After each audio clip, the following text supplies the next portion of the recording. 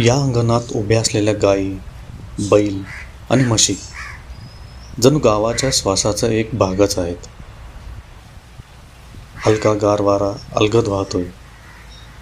झाडांच्या पानातून येणारा तो सळसळणारा आवाज आणि वर आकाशात गिरट्या घालत कावळ्यांचा काव काव.